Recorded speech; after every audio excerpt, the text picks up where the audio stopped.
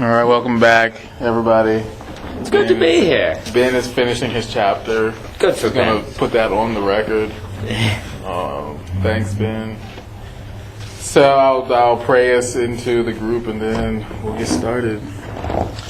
So, dear Lord, we thank you for this time, and just pray that you will be among us and be a part of the conversation and help renew our mind and give us insights where we need it, and just help us to be more like you. In Jesus' name, amen. Amen. Amen. All right, so tonight's topic is going to be craft and different types of craft. So poetry, music, art, architecture, different, I guess you would call them, genres of craft. And I really want to get into how those different modes of craft in particular affect how we think about the art and how we think about the content. So let me pause for a second. I'm going to play a song and then we'll discuss it.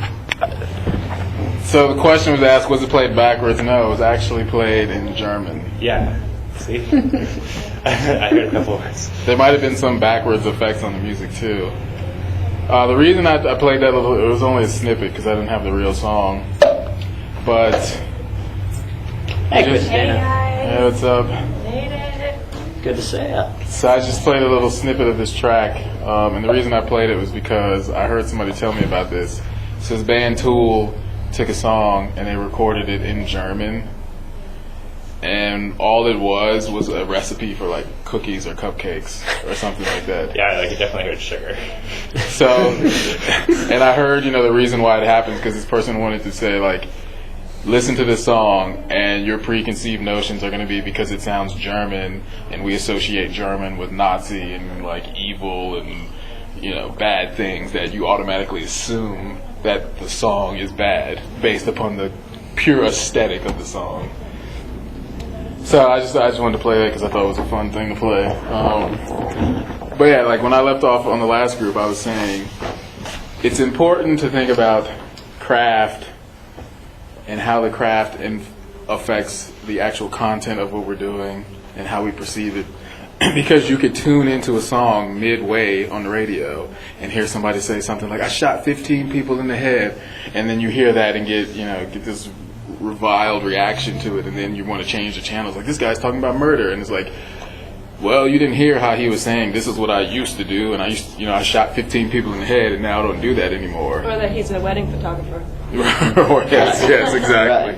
Yes, wordplay. Good point.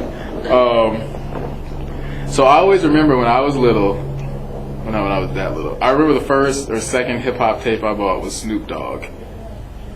And we went to the store, and my mom bought it. She didn't know what was going on.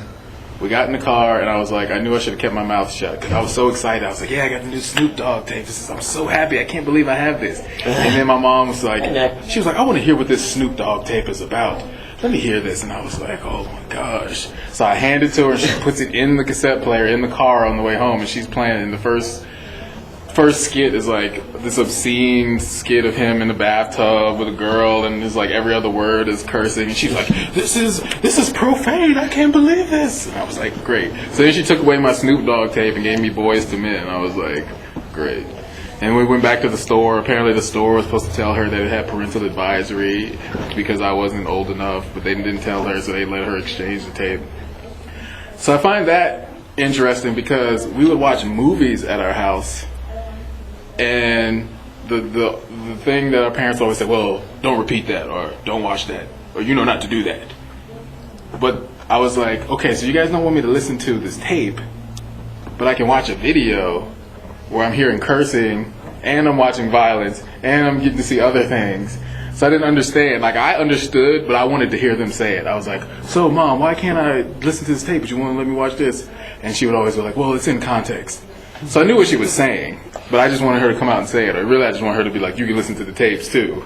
So there's always been this interesting thing that I thought about between music and film. There's something different about music that when you listen to it, I guess you can say, as the listener, you're applying it directly to yourself, perhaps. If somebody's saying all of these violent things, there's really nobody else for it to be directed to unless the song is specifically like a storytelling song about how I shot this guy John. But when you're watching a movie, you're getting the visual, and you're getting the audio, and you're getting a story, and you're getting characters, and you're kind of bringing all these real life aspects into it. So there's something different about watching a movie where you're like, well, I know this guy who's saying I want to kill you is not talking to me. He's talking to the people on the screen. So I think there's an importance of understanding how different types of crafts, poetry, music, film, work, as I keep talking about, being artistically literate, because then it affects how we think about what is being presented. And I think there needs to be an overall artistic literacy in our culture in general, so that when people go to see movies, when they listen to CDs, when they listen to poetry, they have a filter to say, oh, okay, I see what he's doing here. He's making fun of this thing. He's not necessarily promoting it. Because I think that's the problem with a lot of Christians. They don't have that kind of, lens to really filter through when somebody's on stage, and so they automatically think everything is immoral. Like, he was saying in the chapter where people read fiction and they think, oh, well, this whole thing is a lie, and we're reading lies, so we're associating ourselves with lies. And like, no, the nature of fiction is to create a story that is not necessarily real, but it doesn't mean it is immoral. It's a lie. The other thing I want to finish up, and I'll throw the bear. Yeah, I think I was thinking about this the other week. I was like, man, I think it probably has been. You're not really required to take anything like this, like even a music appreciation class or an art appreciation class, because I think that every person who comes through a school system should understand this is a movie. Movies have actors. Actors are the main people in the movie. A director is the person who directs the actors. You don't have to know everything about it, because you're not going to be a movie director per se. But I think it would be good that everybody got a general kind of understanding of this is poetry. This is how some popular techniques. This is a movie. These are some popular techniques, because then we'll have a more artistically literate culture that can then filter and decipher what is good art, what is bad art, what is being said here, what is not being said here. Especially for the Christians, I think, because I think I think he might say this in a later chapter, but that's a problem with, or maybe it was the last chapter. He said that's why most parents with right kind of apprehension censor what their children listen to, because they are afraid of these bad things getting through. But you could also be missing out on a lot, because something good could be said through a poem, through a movie. But if you just don't automatically turn down the volume, I think you're cutting out a lot of truth that could be coming to your children, to yourself, all because you're afraid of what is being said. So that's me to kick it off the conversation. You should propose that class to UVA. Call it art. That's true. Yeah, there's something strange. Maybe perhaps in a movie it's more distant from you, and also it's in the context of a story, right, versus when you listen to music, you're the story, it's in the context of your life. Theater of the so you're the theater of the mind. And I think that's why it's important to remember that, the sin is in the story of Christianity. So when we're talking about sin in our art, we're not glorifying the sin. But in music, perhaps it's more difficult to grasp the context of the story from the music. I mean, also maybe it's just part of the old the ancients, Plato's Republic. He says the number one thing, the first lesson, the most important lesson is in the school is music. Music is the most important. Music was understood to have a power that no other art had, and that if you wanted to be educated, isn't that interesting? The number one thing you need to be educated in was music, not arithmetic, not anything. It was music. That was what Plato thought. Well, Socrates thought was the most important field of study. And we have seen where music has been used often, say Germans with Wagner would use that as sort of to rallying up the troops. So there's something about music that lets you place yourself in an environment that we're afraid that if someone listens to it, they'll imagine themselves doing that thing that is talking about, and that will make an easier transition for them to do it. Also, I think it's interesting in America. We watch lots of shows where lots of people are shot constantly. One sex scene, we go crazy. In Europe, it's the opposite. Sex scenes aren't really a big deal, but if you have violence, you get a worse rating. So there's something too where culture, story, all of those are contextual. So to your point.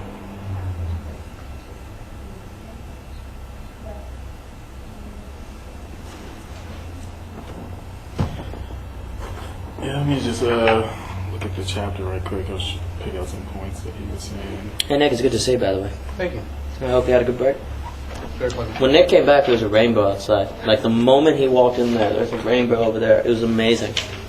It was really beautiful. It's actually a true story. Yeah, it really was. Michelle and I were in here with Evan Mousewitz. Oh. Yeah, I mean, if you guys have any, well, I'm just looking if you guys had anything that jumped out at you from the actual chapter. You can. Underline like the entire book. Like every line is underlined. Like it's really ridiculous. I do that too. Yeah. There's almost no point in underlining. Well, yeah, the other thing about music, because I've always had this question about, like I was just saying, you watch a movie, you can take more, and you kind of, well, it's like, when you were well, at least from my memory, it's like when I was a little kid, it's like, oh, if they say the H word and the D word in the movie, you can watch that. It's all right. Christians, they're allowed to watch that. They just said H and D, but anything beyond that, is off limits. But there's something about when people hear, like, for instance, cursing in a song, it immediately is like the whole song is just gone. Movies, okay. Mm-hmm. Single curse word, they cursed in music. So I don't know what it is about music. Well, a proportionality. Right. Proportionality, that's The true. movie is 2 hours long. As long as the 3 minutes, so that a percentage is a profane as opposed to Right. No, I agree. And I mean, look at the power of like a radio jingle or something. Right. It's short. It stays in your mind. It can play over and over and drive you insane. So a song is shorter than a movie. You can have the same kind of message in it, but it's like the movie can offer the message, but it maybe won't stick in your mind as much as the message of the song because it's short and you remember more. Just like when we were talking about Christian art and like how Christians feel like they need to tell the whole gospel in like a song, but you start when you kind of focus on certain points, that message comes across with more power.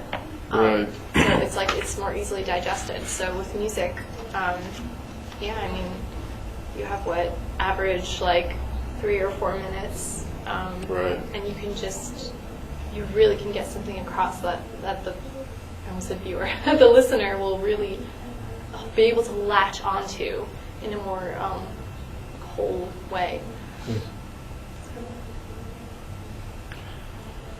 Yeah, there was something else too that for what Ben was saying.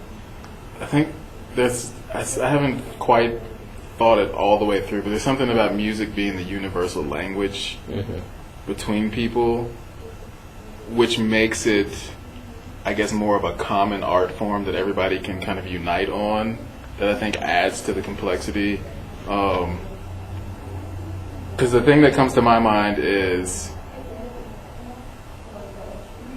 when, somebody who is a preacher may get up on a Sunday morning and they seem more comfortable able to reference, like, oh, this weekend we saw such and such movie and it had such and such themes that really relate to the gospel, but they wouldn't really come out and say, well, my daughter, I gave her the new Britney Spears album and song number 3, really had there's something about there. I don't know what it is. There's something about like you're saying, the proportionality of it, and something about I can't really put my finger on it. As strange as it may sound, there's a way in which music is more tapping into your subconscious mind than it is your conscious mind. Right. And thus it's getting past your sort of blocks, and it's actually getting more directly to yourself. Because yourself is more on a subconscious level than it is a conscious. Because you listen to music, you're doing other things. It kind of gets integrated into your daily life. And perhaps that's part of the problem. You're listening to very explicit stuff, and you're getting comfortable with it in your daily life. Right. Perhaps then there's an idea that it could more easily bleed into your daily life. That's oh, sorry. Sorry, I didn't even want to speak. I just was like, yeah, that's so true. Because you can have a song playing, you can listen to music while you're doing other things. You're driving, whatever. So then it does intersect our reality, like our day-to-day living, not just, you sit down and it's like a separate time. You're watching something and then, the movie ends, you get up, you go back to your daily life. There's a clear sense of ending. Yeah, I think that's part of it. I think there's something going on there. I think, as just a little trivia point, Heidegger said in one of his lectures that music is more fundamental to human reality than language. Usually it's like language comes first, and from language, music. Like Heidegger would say, music comes first and then language. And we kind of see that in Franklin's Pneumonia, like Aslan is singing the world into existence. There's this kind of idea when God speaks, he sings. So there's something going on there. We always have this image of heaven having a lot of music going on, where it creates... Here's the thing, music is associated with creating an atmosphere.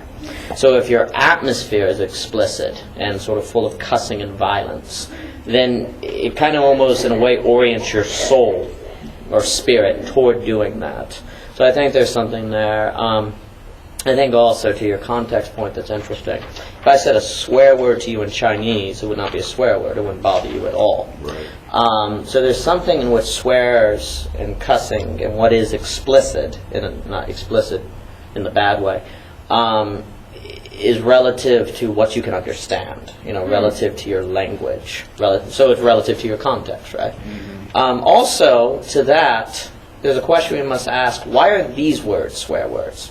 The S word, the D word, H word. Why those terms? Why not book? As silly as that sounds, but why those words? What do those words bring up or point to that we think is so bad? And so we've said those are swear words. And that would be cultural and whatever the reason. I don't know, but that would probably be contextual. Most of them have to do with Christian, damnation. Have to do with hellfire. They have to do with things like that, and then sex and etc. So, to continue that train of thought, Stephen Fry, there was one interview that I watched him doing where he was saying that if some sort of either extraterrestrial or just some other group that didn't really know much about humans or to observe humans, he thought that one of the most bizarre things that they would perhaps observe is that the words that we have that are associated with our most private parts and our most intimate acts are the words that we use as swear words, as curses and expletives, whereas actual really bad things that we do to each other, like torture and murder and kill and that sort of thing, we use that to describe traffic. Exactly. And we use that to describe something that was kind of difficult. And he says that to him, that's a very startling thing, and perhaps it should not be. That's very good. Can you tell me what you mean by what he means by traffic? If somebody were to easily describe the traffic as torture, it was very torturous to you. It was difficult. Or you were so mad you wanted to joking around, you would say you would kill yourself. Okay. I murdered the test. I blew it out of the water. Yeah. That's fine. You're exactly right. I think, too, there's a way in which, in calling these terms cuss words, that is what has made everyone use them. If we wouldn't have pointed them out and said, these are bad words, then people wouldn't think to use them. And that kind of gets also into where Jesus says, I show up, and if I hadn't, you wouldn't have known about the law. But if you wouldn't have known it was the law, hey, Jasmine, you wouldn't have, that still doesn't mean you wouldn't have broke the law. I mean, the terms would still be bad, but by him showing up, you're aware of it, and then you change. So, we need to be aware that these terms are bad, but what is it that makes them bad? And why is it okay to say, I murdered that test? Or really terrible and inconsiderate terms that we use to describe beating someone in a game and stuff like that. Good, very good. Yeah, those are really cool. Very good. Yeah, maybe it is a matter of context. But actually, what came to mind is like when Jesus was telling the Pharisees and stuff about, you know, like when someone says, like when someone calls their brother, like, what was it? They said like raka or something, yeah. which means like idiot or something, Right. like that's like equivalent to murder. And it's just interesting that, yeah, we put these connotations on otherwise like harmless words. So it's like we do that. And yet there's so much power in it. I mean, in the Bible, you've got so many mentions about the power of words. Like, I mean, it's just, you know, you speak a curse against someone. You know, you express something that's in your heart. It's like, if it's in your heart, I mean, that's already like a problem. But when you express it, it's just like you're birthing something that can bring so much harm. So our words do have a lot of power. And I think that when we hear certain things, I mean, I grew up like not, like taught, you know, not to curse.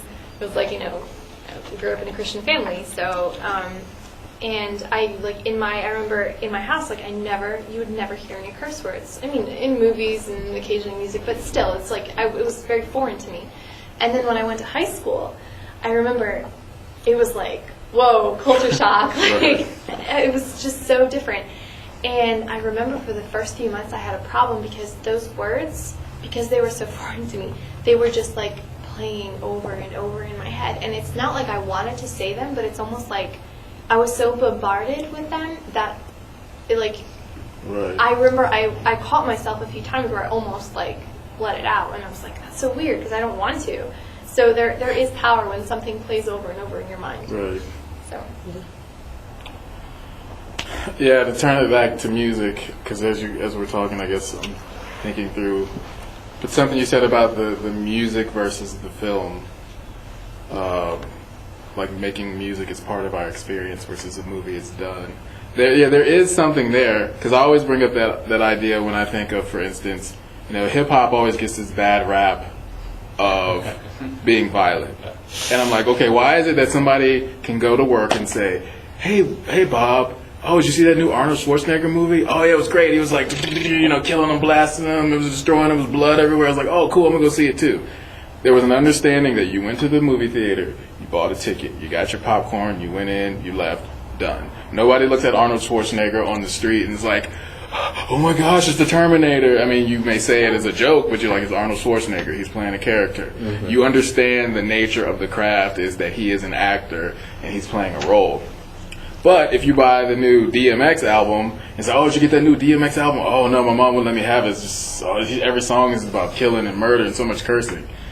So there is this like weird kind of boundary where music is more real for some reason than film, even though to a certain degree these people who are rappers are getting on stage, they've got a alter ego and they're portraying this character. I think maybe more specifically in hip hop, because there's this whole like focus on the fact that this has to be real. If you didn't really do this in the streets, then you're not a real rapper, because real rappers have lived this life. It's funny, I was watching a documentary on Tupac, and this guy Michael Dyson was saying how he felt like Tupac in his music was talking about certain things, and then he started to imitate it in his life versus the other way around. He said he felt like that he wasn't really doing all these things, but once he lived it in his music, he felt like he had to live it in real life in order for it to be authentic. So there is something there about, well, like I said, more specifically in hip-hop, I think it's more prevalent. But there is something there to the understanding that music, for some reason, takes over our lives in a different way than a film does. And I think maybe partially this goes back to what we said in the first class, where you go into the music store and there's like worship music, and then there's like all this other stuff. So I see a similar kind of thing here where, I don't know, it's like I was saying, the universal language of music. Like, you know, you come to church and music is that one thing that we're all able to kind of connect on one accord, whereas we don't all go to see movies and have the same experience per se.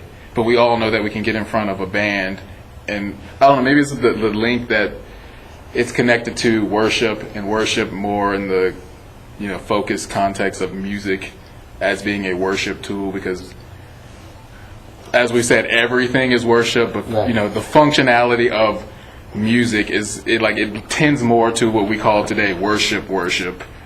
So I think there's something there too with the music aspect being very directly linked to us worshiping God with our voice and our mind and our mouths, whereas the other ones are more maybe, I mean passive, but I say that lightly because I don't want to call it passive because, when you're doing other art, you are active. So there's something there, like with the universal language of music and how it relates to our lives versus how like a film relates to our lives. To that, since we're all made to worship, music is at our very essence. There's a way in which we were made to sing more so than to talk, because we're made to worship. And also, we all just kind of subconsciously know this, I think, since we're all made by God. So music, we can't explain why, strikes us as more of a problem, more in direct conflict with who we are at our very core.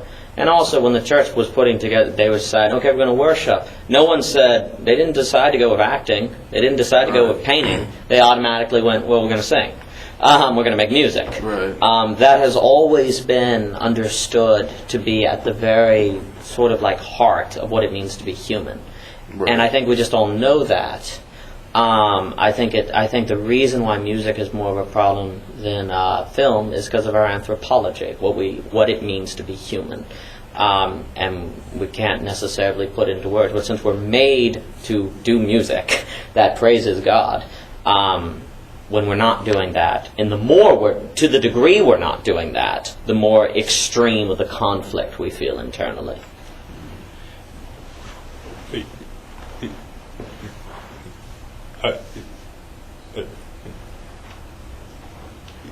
Music is one of the few genres of the craft that doesn't require a suspension of disbelief. That's good. Like you said, that That's good. people see music as coming from the artist's life, like he's a real. Like in hip hop, you get people claiming to be the realist in the game or whatever. I mean, the director is pretty real as well, but in a different way. Right. That's good. That's very good. Similarly, when you're watching a movie, there's the understanding, perhaps not while you're watching it, but if you think about it, that the words being spoken by the actors and actresses were not written by them, but are part of the script. Right. Whereas a musician, a singer, a rapper, you're going to much more assume that because they wrote that Right. those are their words and therefore have and carry more of a meaning with Right. them. Although it was not until a couple years or a couple semesters into college, taking like a literature class, analyzing poetry, to kind of realize that just because the poet wrote this doesn't necessarily mean that that was that poet's experience. It could be the narrator, the speaker, the voice. Just because they said that they did this thing or felt this way doesn't mean that person, the poet themselves, did it. And so, although I would say that there's a difference between a movie script and a singer-songwriter, there's also that space to realize that just because they're saying these words need not necessitate that they actually experience what they say. Yeah, I'm glad you brought that up. What up? Hi, Dave. I'm going to go back to sleeping. Sleep well, my friend. It's good to be a vampire. But whatever. Yeah, I'm glad you brought that up because I had forgot. I had thought about that a little while ago too. Because, like for instance, we were talking, I think, first or second class about how we put this emphasis on making something Christian, overtly Christian, versus just allowing the thing to be what it is. And I brought up the point of when I took the introduction to classical music, how they taught us these songs that you've listened to for most of your life that are so beautiful and classical and symphonic were based upon like bawdy themes or demonic monsters and ghouls, and everybody's like, oh, classical music is so beautiful, and it's like, well, if we're gonna like dissect where things come from, then we have to. Classical music has to be a part too, and we have to say, well, this person was a pagan and he believed in this, and so his music was influenced by pagan. But since it has no words, nobody is willing to do that because it sounds beautiful. But it's like you could do that with movie, with like Nick was saying. What if you went back to what does the director believe? Mm-hmm. How do we know? Because the actor is on screen and they're giving you this performance, and you're seeing him say these things, but the actor, to a certain degree, is like Nick's saying, is not saying I don't necessarily believe this, but this is what this character believes. And then you have to think about the fact that the director probably co-wrote it with someone else, and then you have the lighting guy, he's adding his element to what the scene is going to look like, and then you have the person who made the music, and like, oh, what was that person's state of mind when they made the music? What did they listen to? So I think it's interesting to see how everything is getting muddled, and you can't really say this movie is a Christian movie or not a Christian movie, because if you look at each individual, the lead actor in the movie could be presenting something very much of a Christian theme, or their acting ability could be something that is Christ-like, even though everybody else in the movie is nothing to do with Christianity, but they could be bringing something. I think he was, in this chapter and another chapter, he was saying like it was the fact that, as I said, Rembrandt, the way he painted things, people saw it differently because it was from a Christian lens. And then later he talks about how this guy wrote about prostitutes, but it was like the humanity and the dignity that he brought that people were able to recognize. Like, this guy, he's talking about what everybody else is talking about, but there's something about the way in which he portrays it that makes me see it as different. So just things get muddled. So to it, I mean, is something only a Christian film? Is it if it has the right theology? I mean, if it has the wrong theology, it's okay, Jesus in, but it's not a Christian film. There's a way in which, if you're going to call something a Christian film, wait, does it have the right theology? In what way is it Christian? And then who decides what's the right theology? It becomes a very expansive question. I think too, with music, I wanted to add, there's something about music in which you are the actor of the music you're listening to. Like, you're put in the role of acting it out. It moves you. It's more prone to imagine yourself doing something to that music, and with the lyrics involved, you imagine yourself doing that thing. With a movie, you can't really easily say, I'm Bruce Willis.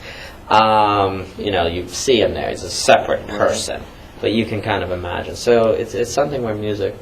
And also, there's no movies that don't have music, right? I mean, a movie, if it was totally musicless, even silent films have a little jive to go with it, right? If we wouldn't want to watch a movie that didn't have music.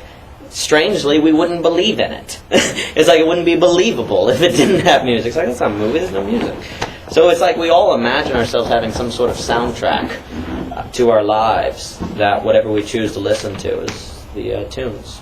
So then it becomes very important what you listen to.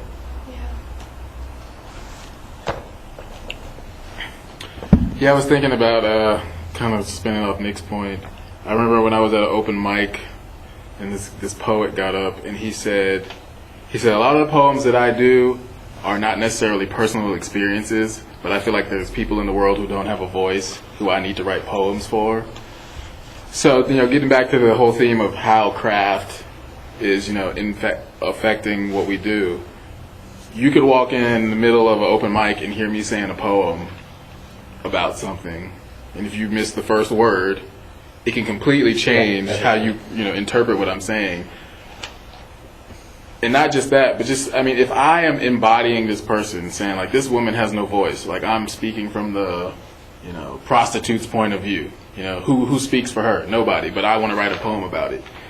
And I get on stage, and you don't really understand performance, the fact that I'm using words and inflections and the way I kind of do my face and the way I pause and the way I give space to certain words, then you're going to think that I'm just talking from a prostitute's point of view and saying, hey, I'm a prostitute and this is what I do, and okay, I'm promoting this, when actually the person might be saying, from this kind of like disparity, a place like, why do I sell myself on the street every night? Why am I giving myself away? It's like, if you don't understand how that content is colliding with the craft, you're going to automatically assume that something as promotion versus just laying it out. And I think that's the hardest thing about art a lot of times, is because you get to this point where you're telling people, like, look, it's like I think that's where Christians kind of get frustrated or afraid, is because you're like, how do I talk about stuff without necessarily saying that I'm promoting it? Because you feel like, to a certain degree, that even just putting it out there is like you're making it known, like, oh, I was responsible for people to focus on this material. So yeah, I mean, that's something that I've dealt with too. I'm like, sometimes I'm like, oh, should I say this? Because when I say this, now it's in people's minds, and now they're going to be thinking about it. And I'm not necessarily saying, I'm not necessarily saying I agree with it, but then you get into that another tension where you're like, well, I'm supposed to be a Christian, and I got to speak truth one way or the other. If I just put it out there and say, well, you decide, then you feel like you're some kind of conduit for like vagueness and, ambiguity, and you feel like you're not putting truth into the world. You feel like you're putting ambiguity into the world, and you're letting people decide. And then you think, well, if they don't know the truth and I don't tell them, and then I'm going to be held responsible because I put something in the world, and then they pick it up, and then God's going to look at me and say, Bernard, how come you didn't, say the truth? I remember I had a friend who was Muslim, and I had never thought of this, but I guess this is the way he saw life. He said, like, if somebody handed him a Christian tract, and if he didn't intentionally ball it up and throw it away in the trash can, if he just left it on the ground and somebody found it and converted to Christianity, he said that would be on his shoulders. Like, he was responsible for somebody converting to Christianity. And I was just like, I would have never thought of that. But I think that's how a lot of people with art feel like they're doing, that they leave something out there about a topic that is not overtly Christian or doesn't have a nicely wrapped up bow at the end. It's like, and don't be a prostitute. They feel like people are going to be led to believe something that they shouldn't because they didn't explicitly denounce this, versus saying, what do you guys think about this? Yeah, absolutely. That's why I think it's really important to have the guidance of the Spirit when we create, and to be really close to God, so that way, He'll direct us, because we don't know if we're supposed to be vague. We don't know if we're supposed to be very specific or direct in our message. Because really, our audience is never going to be the same. We have no idea who's going to be there to listen to it. And in our culture, we have this short attention span, right? Just instilled in us. Really, it's just from technology and whatever else. No one wants to focus on anything long enough. That's why songs and poems and whatever else, they're taken out of context. People don't want to. They don't have the time to listen to the whole thing, or someone picks up a book. How often do you just see people reading books by they'll just kind of read parts of it, and it's just we can't focus. Or even when I paint something, and I see people walk in art galleries, they just look at everything. They just kind of look, and they leave the gallery. It's really sad, but that's how it is. But then, and so, in those cases, it really helps when you have something very direct. But then there are people who spend time and they listen to the song, they read the poem, and they're really going in depth with the words, or they're looking at that painting and they're spending time with it and thinking about the different elements. But we never know what who our work is going to touch, because sometimes it's just one group, sometimes it's just another group, sometimes it's both. So. Back to what I said, guidance of the Spirit. As believers, we know that our work has power, and God wants to fill our work with power, so He knows best, where our work is going to go, who it's going to go to. So. I think, I think we see in chapter 2 the debate on this issue. I think what's fascinating is where we see the early church. They thought the only okay Christian art was non-explicit Christian art. You can draw a fish, you can draw these symbols, but if you were to try to draw Jesus, that's no good. Today it's kind of the exact opposite, right? It's okay if you're explicit, but it's not okay if you're non-explicit. They would understand that drawing the fish, people would say, what's that about? And that would actually result in more of a pulling in. There's a way in which the veil actually is key to making someone want to investigate it. If you put it all up front, then there's no curiosity, there's no interest. But by veiling it, then it's I want to look into it. There's a great legendary novel in my opinion. The bridge over the river Drna. Dimma, I think. It won the, what's the word? Pulitzer. Maybe, yeah, the Pulitzer in like 1960. Brilliant book. Yugoslavia? Maybe, no, Baltics. I'm sorry, Baltics. And there's this scene with this woman named Fatima, and she's the most beautiful girl in town. And everyone, of course, all the males follow her around. They're like animals, right? And they want to, they want her body, right? Well, what ends up happening is she's sold off for marriage, and she ends up actually, she falls off the bridge and dies. Well, then two of the guys who have been following her around, when she's in the river, her clothes get torn off, and they see her naked, and they're horrified. It terrifies them, and they run. And there's this scene of him smoke. He's trying to get the smoke away, where he doesn't want to see it anymore. He's like trying to brisk the memory away. What it's getting at, the author, because he brings this theme up many times, is like her beauty is one with the veil, and also when her body is holding a soul, is holding a life, and the body is kind of veiling that. That's where the beauty is. But you think that what you want is just the flesh. You think that's actually what you want, but when you get it, then you don't want it anymore. It's not appealing. It doesn't draw you in. A very similar thing happens in art if you're not careful. If you don't have a veil, if you don't have you're taking away what the people actually want, and you're giving it to them too directly. And we see this in Dante too. What's important is that the veil is part of the beauty. The veil itself, not trying to get beyond it, but the veil is just as much part of the total sum of the beauty as is what's underneath it. Likewise, it's the fact that we can't see God totally unveiled. There's always that infinite core of God's being that's always deeper. That is part of what makes Him endlessly beautiful. The veil and what's behind the veil are equally important. And you have to have both to really get up the total experience of beauty. I would be happy to explain that concept more in depth later. Thank you. Yeah, I mean that's something that I've written a lot about too, and the idea of mystery and curiosity and how that's supposed to be a part of your creative process. Mm-hmm. Kind of tagging on what Cristina was saying about current culture. I think there's definitely an emphasis today on concrete, empirical, physical information. We live in the information age, so because we have access to information so freely, when people can have access to information, they look at you like you're crazy. Like, what do you mean you don't know? It's like, because there's this expectation that we're supposed to know everything about everything, and that if it's hidden, there's something wrong with it. But in actuality, as human beings, that's what we desire, is to not know a lot of the times. There's this great TED Talk by J.J. Abrams, who did Lost and some other stuff. But he basically had this box that he brought out. His grandfather gave him this magic trick set when he was like, I don't know, 10, and he never opened it. Just had a question mark on it. And he was like, there's something about not knowing what's in this box that has like intrigued me, and I've never opened it, and I'm never going to open it.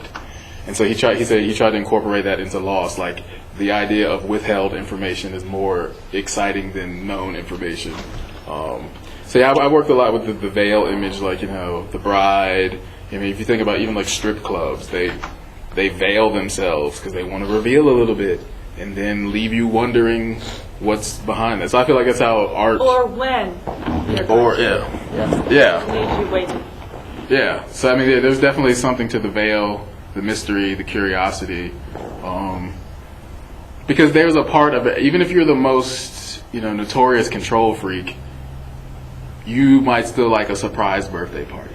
There's a part of you that, there's something about you in some small facet that wants to not know. There's a part of it that all wants to release control and be surprised. Something else you were saying.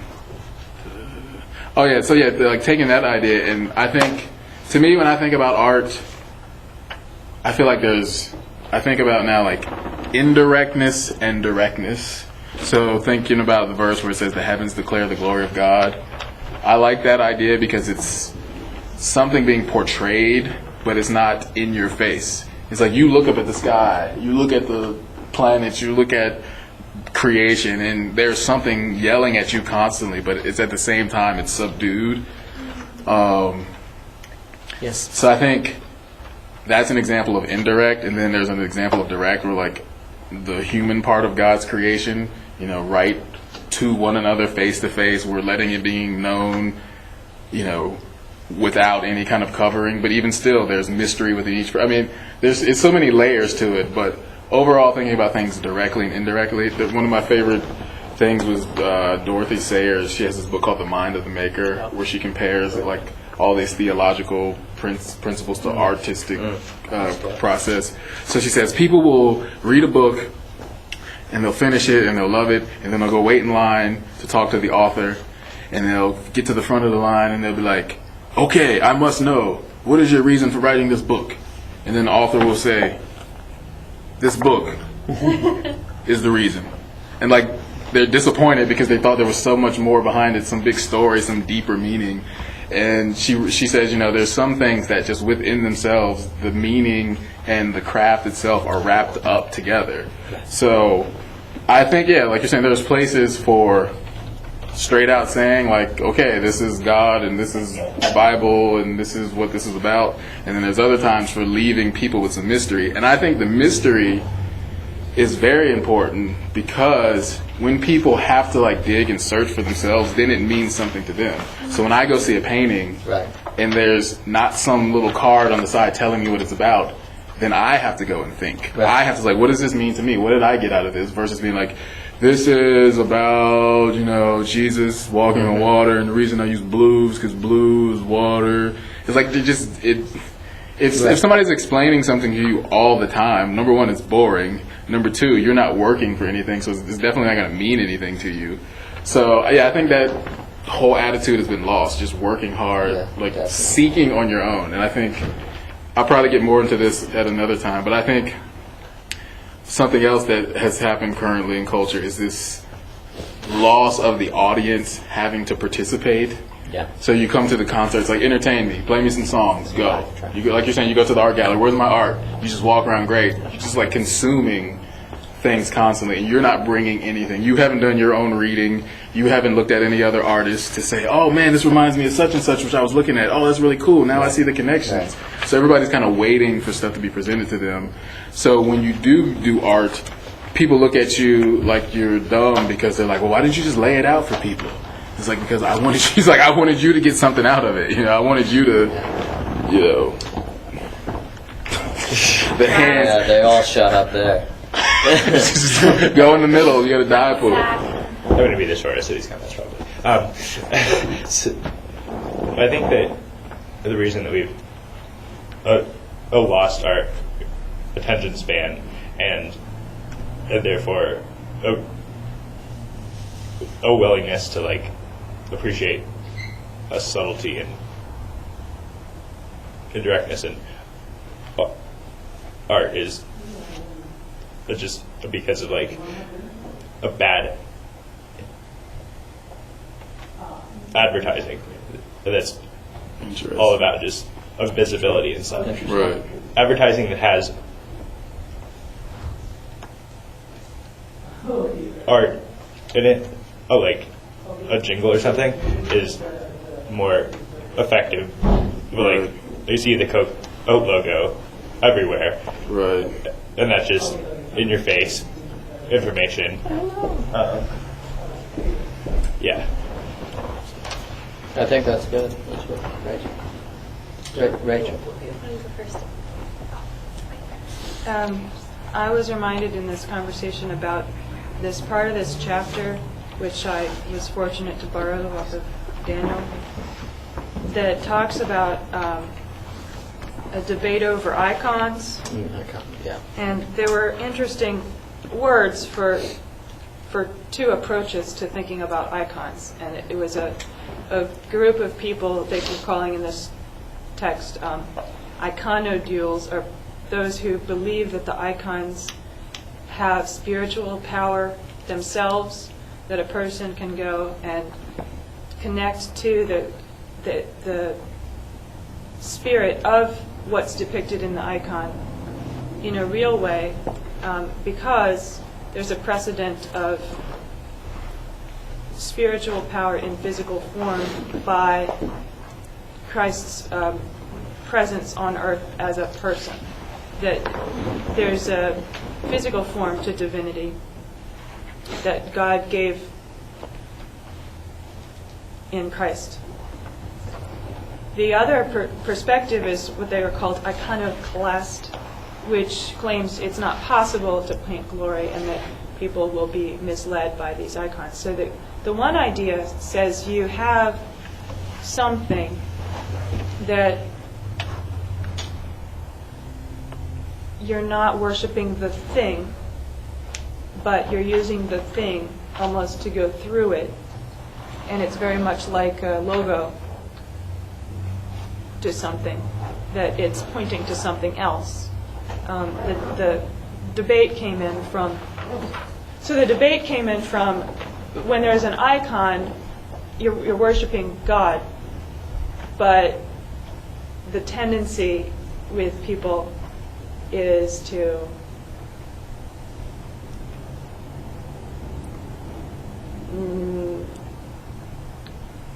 the process degrades into idol worship, that this is now a thing. So if this is a pig painting that's a window to godliness, that's one thing, but one generation later, that same painting might be used by people who just don't get it, to have your relationship with the actual material thing that's there.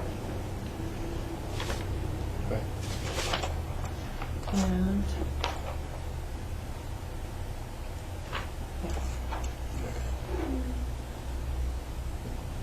Did you have something? Yeah, it's kind of going a little back, the little bear. I was like, wait, I can't speak, I don't have it. I wanted to say something about subtlety, how we were talking about like the veil and the hidden, and I think it's so cool that you made that point, because God is a God who hides himself. He is subtle. That's how he works. And recently I've been thinking about this whole idea. I want to do a series on like the gospel and the stars. So actually using the zodiac, and which it's not like it's actually in the Bible. Like the zodiac is in the Bible. It's really interesting. And like in like the book of Job, it's mentioned, and it's like this really fascinating thing. And basically God laid out the plan of like his plan for mankind through the signs of the zodiac. It's like really fascinating. I won't go into it now though. But I was just thinking how, you know how when we grew up, when we were studying, the constellations and like space, and I'm pretty sure like every kid has always said like, that doesn't look anything like a lion. That doesn't look anything like truth. Like, like we're looking at this like we don't see it, and yet God created those signs in that way. God is God. He could have made it look more like, whatever. Right. He really could have. And yet he chose to be so subtle. But I never really thought about that, because I always kind of wondered like, oh yeah, sure, that could be a lion, that could be, a hunter, but it's like God delights in doing that, because he wants us to look deeper. He wants us to seek him out first of all, and seek out his truth. And it's interesting that God would, it says that God revealed the plan through the stars, and I'm sure he showed it to certain people, but people have to want to search it out. It's you have to have that element.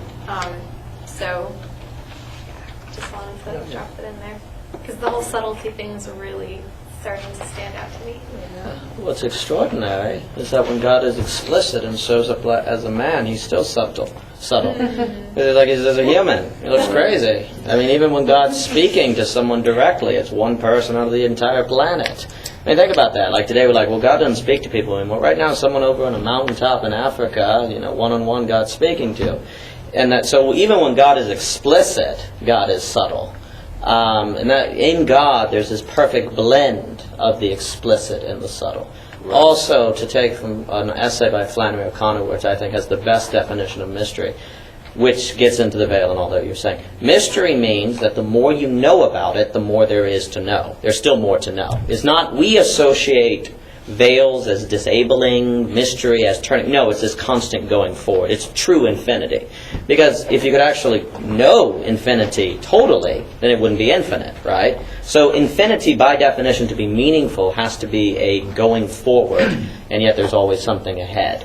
And in God you get that, because, too, if God was so there's a Pascal quote, I can't remember. If God was so distant from us that we couldn't know anything about Him, then we wouldn't have any relationship with Him. But if He was so close, we would have no draw to Him. So you've got to have this perfect balance between the two. And I think the best art does that. It maintains that perfect balance. With our art today, we're even too tired to laugh. We need laugh tracks, right? Zizek, the philosophers, right? The show needs to tell you when to laugh because we're so tired. Also, I think there is an anxiety when it comes to thinking. One of the reasons we like explicit Christian art is because we look at it and know what it's about. Oh, it's Jesus on the water. I don't have to think about it anymore. I know what it's about. But when it comes to something like Christina's painting, I was like, what? I have to think about it. And what ends up happening is our angst as a culture against thinking manifests in the Christian art question, because non-explicit Christian art results in thinking that we as a culture don't really want to do. For a plethora of reasons. So I think, too, a lot of just the angst against thinking is taken out on artists as it manifests as someone saying, well, that's not worshiping God. Is that really worshiping God if it's not clear? But really there's a deeper level where we as a culture are scared when it comes to thinking. Thinking not, I love you, thinking not in the sense of analytical but critical. Because we just as a culture are consumerist. We want to devour it. We go, oh, that's about Jesus. Devour. Oh, I want to be able to devour it. I want it to be explicit so I can consume it. Well, it's funny you should say that about like the devouring or consumer, because I think a lot of why people might want art to be explicit is, well, I want to figure this out so that I can. It's kind of like the sense in like what's its utility, like what is it? It's a utilitarian type of mindset, and what is its function? What is its purpose? Because somehow it's, I don't know, more satisfying to know that it has a purpose. I think we all, or that it has a very direct meaning. Because I think we do want to know what our direct meaning is. Like we do want to have a purpose. So, but the interesting thing is that in our own lives, it's going to be a journey. It's going to be a process of seeking. But if we can get it fast, like if we can get it faster, we prefer that, right? Like if we could just get the meaning fast, we prefer that. Mm-hmm. But that's why art reflects, I think, life itself, which is a process. The other thing I was going to say is that The Lighthouse, one of my favorite books is by Virginia Woolf, is called The Lighthouse. And I was thinking about this idea of like, it's so great because God he's always a mystery, and yet we can know Him as a companion and as a father, And I think about the idea, I'm sure it's been said maybe even in the circle, but how God is like an ocean. A child could be playing in the shore, or a deep sea diver can be in the depths of it, and that's like the depths, of, like God. You can know Him like on the shoreline, or you can know Him in the depths of the ocean. I just hurt my eye. I'm sorry. Okay. But back to the lighthouse. But to the lighthouse, Virginia Woolf wasn't necessarily a believer herself, but I think that the book does point to me the need for God and for Christ, and how with this image of the lighthouse, what's so beautiful about it is that they're moving toward it, yet the light that's emitted from it fills their eyes. It fills them, their spirits. It's kind of like it's able to reach them, even though it's at such a far distance, and yet they're also moving toward it. And once they, when they get there, they're like, yes, we're at the source of light, of this light that's guiding us through this like murky mist. So anyways, those are just some thoughts I was thinking about on the topic of those topics. I think oh yeah. The combination of what Daniel was saying about mystery and what you were saying about consumerism, or kind of the quick way out, I think adds another layer of understanding to the story about the golden calf. which, if I remember the chronology correctly, that they'd already had the theophany of God on Mount Sinai, and Moses goes up to get the Ten Commandments, and they make the golden calf while he's away, which is kind of hard to understand, that if you just saw and heard what they had seen and heard, why would they try to make the golden calf? And I think it's the fact that the mystery and the overwhelming presence of God was that they didn't understand it. They couldn't fully grasp it. They couldn't fully appreciate it. They couldn't control it. And I think the attraction to making something like the golden calf then is to make something that is mysterious more controllable. Exactly. So I think if the chronology is correct, then I think the combination of your two observations, I think, kind of shines a new light on that story. An idol is a consumable God. And why we like to make idols, because if I can consume that God, that means I'm actually God. It's an indirect way of saying I'm God. We make idols of, say, sex, because I can participate in it, and I can do all of this. I can study theater, I can master it. Ergo, I'm God. An idol is a consumable God, and that's why Moses makes them drink it. He burns it down and makes them drink it. I think, too, what's extraordinary. Oh, as a side note, culture is this conversation of what's happening. It's not so much a book or music or something. It's the conversations that happen, consequence of it. So we do really have a loss of culture, to a point you said earlier. This is a total side note on, people don't talk. That's why we don't have culture. Culture is not so much the things people make as it is the conversations, a consequence of the things people make. To go back to what I was saying, God is always non-explicit. Because if you saw him in his fullness, you would die. All encounters with God, if he's talking in a language, he's not downloading directly the meaning into your brain. There's a way in which even God's speaking to you through the Bible. It's the explicit word of God, and yet it's still not explicit. And I think when you get that, it also helps you very much. Jesus is not explicit. He's telling you a parable. What? I asked you a question. You're telling me a story. What the heck? I mean, when you really... Right, and when you get that, then it really helps. And I think, too, when we get that, Israel means to wrestle with God. Wrestling. We're all to be wrestlers. And art that demands that we be wrestlers is art that demands that we be like Jesus. I was a former wrestler, so I'm biased. That's cool. But I think there's a lot there. Yeah, going back to mystery and subtlety and Christina's point about God hiding himself, the quote that you always say, God leaves enough light so That's it. that God leaves enough light so people who want to find him can, and those who don't want to find him don't. Yeah, so it's proper freedom. I thought that was a really good quote. Because, everything goes to free will, and God is saying, look, here's your choice of what you want to do. I'm not going to, I'm going to present, God as artist says, I'm going to present my masterpiece, because I'm clear as a communicating artist. This is what I meant. But then he's gracious enough to leave you some space to then draw from it what you... That's it. I think that's the cool thing about God, is he's like, look, I can make this stuff, but I'm so cool that I can also allow you freedom to figure out what you want from it. I heard this dude on TV once. He said he was praying for the new year, okay, God, what do you want to do this year? And he said he waited and he heard the question back, says, well, what do you want to do this year? And he said he thought it was so cool that God was so infinitely of variety that he could even ask the creation, what do you want to do? So I really like that idea. And going back, more to the mystery and the subtlety idea, I think, to me, there's probably a lot to be explored in this, but the explicitness versus the non-explicitness. I think we only get upset with explicitness when you feel like people think you are stupid. It's like when you watch a bad movie and the acting is like, to the police station where we will be heroes and destroy. With the movie Red Tails, everything was the script was so horrible. The movie came out last year. It was about Tuskegee Airmen. $2 million or $20 million budget by George Lucas.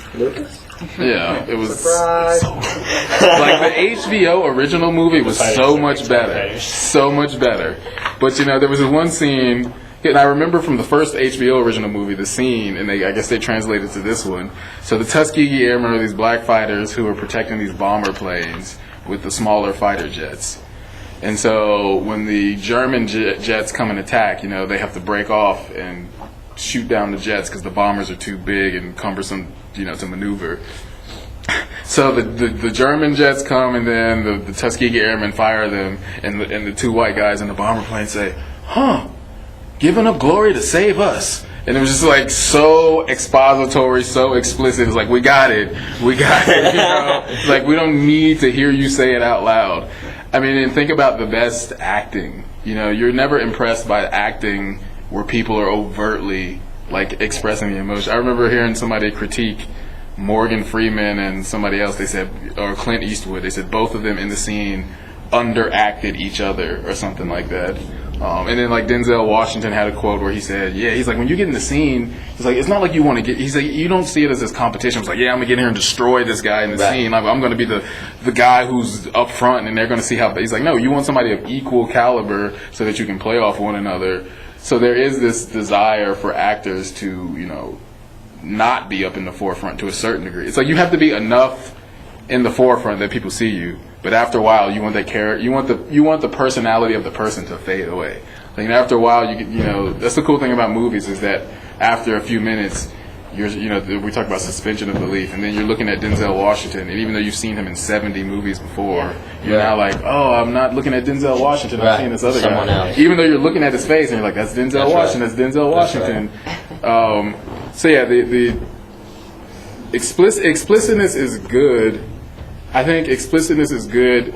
It's like you have to be explicit enough so that people aren't left confused. Right. But you have to be indirect enough so that it's interesting. Yeah. This is the last point I was going to make. Just because I think that's an important point, especially for me, like in filmmaking. There's a lot of times when I'm like editing something together, and I'm thinking to myself, like, well, of course people will get that. I put that shot there. It's in the dialogue. And then somebody will watch it and be like, no, I didn't get that. I'm like, how can you not get that? I'm like, I put it there. And then there's other times where, you put stuff out in the forefront. You're like, okay, bam, there it is. And people's like, that was so distracting. Like, I didn't want to see that. I'm like, are you kidding me? It's like, I have to do that. Like, there's some desire, for people to see that. It's like, no, people are smart enough. They'll get it. So it's always wrestling between the two of the indirectness and the directness. I think the point you made, there's the differences between explicitity and clarity. You have to be clear, but you don't need to be explicit. Second, the problem with explicit art is that it can be a violation against free will. That it can be a violation against freedom. So that can be a problem with it. Three, I wanted to say, if someone painted a picture of Jesus walking on water and said, the reason I'm going to paint this is because Christians hate explicit art, and once they paint this will turn people off to Christianity. So they put that up, and you look at that, and you say, man, that person's clearly a Christian. When actually they could very easily have a sort of a very perverted motive. So it's interesting how we associate intentionality from what is explicit. And that's part of the problem too. When you see murder, we say that person chose to put that there. Therefore, it must mean that they support it. But someone could choose to paint Jesus as an indirect attack against Christianity to make all the Christians who hate explicit Christian art be against Christianity and succeeded. But we would think he was holding. The last thing I was going to say, we call swear words explicit. There's something in which those terms they point to something too much. They're too explicit. We're like, that's explicit. That's not good. It's very interesting that we use both of those terms. We say that's explicit. That's not good. It's like, well, that's explicit, but yet explicit art is good. Why that term? What is it that those terms make explicit to us that we don't like and think should be more veiled? Things should be less explicit. That had more of a trail after it, but I don't remember. But I think that's interesting that we say that's explicit. Ma'am? So I just don't believe an artist that would paint a picture of Jesus just to turn people off. He would have another name than an artist. Right? Well, if someone paints a picture to turn people on to Jesus, then they're using art as kind of the chapter talks about that as a vehicle for worship. This would almost be like using art as a vehicle for anti-worship. Yeah, I'm having trouble wrapping my head. No, it's just a crazy. No, I'm just I'm making a crazy example That's okay. to point out we can't just take face value as meaning the intent of the art. That's all. I don't think anyone would do that, but it's just an example. Yes, I don't think you would do your thing. Correct?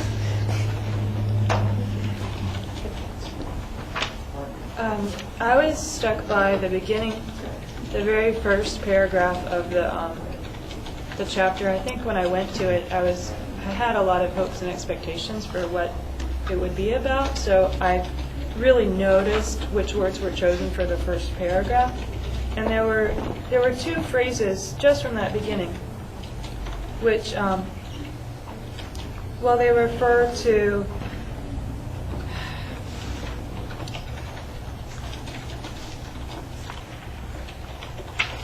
One of the words was a biblically informed mainstream. A biblically informed mainstream. So, mainstream art. So,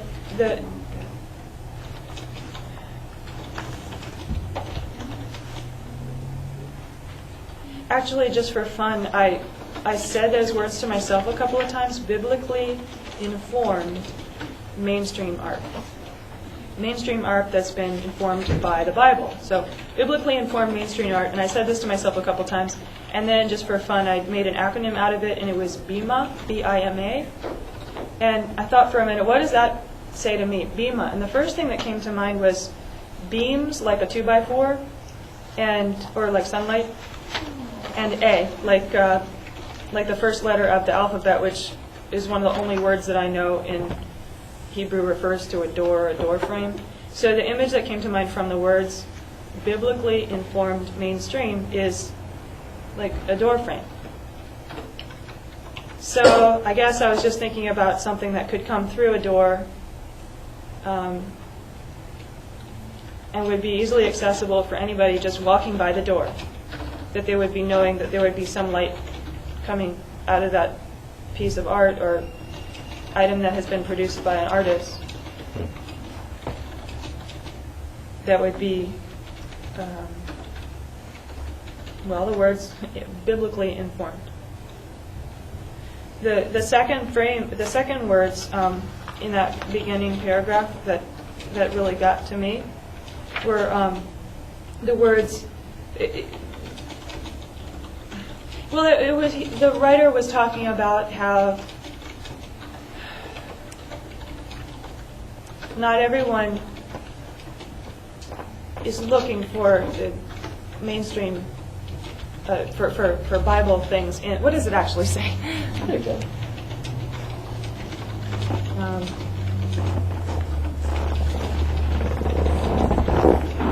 was in contrast to the assumption that Christian art is always explicitly religious, which we talked about in the first class, or the second. In contrast to that, there was an idea of regenerated outlook on the whole of life expressed in a piece. That it doesn't directly talk about stories of martyrs in the Bible or things in the Bible, stories from the literature, from the scripture, but that it's informed by the Holy Spirit or something in this way, in what they called a regenerated outlook on the whole of life. And because I was thinking about this other word and how cool it was that word made the word doorframe in my mind, I did the same thing and I said, okay, what is regenerated outlook on the whole of life spelled? And it was root wall, R-O-O-T-W-O-L, root wall. So I was thinking root wall. And the first image that came to mind for that, for me, was these ephemeral flowers which are coming this time of year. That on the side of a stone wall, like in a damp place, there's moss and stuff like this. The snow is melting, and there's all this moisture, but nothing's getting clogged or soggy because it's not at the bottom of anything, but it's these little flowers, they cling to the side of the wall, And it was cool because it really fit with the words regenerated outlook on the whole of life. It's a little flower that comes just for a moment at the very beginning of springtime, and then they're not there anymore. So those were the words. Biblically informed mainstream art and regenerated outlook on the whole of life.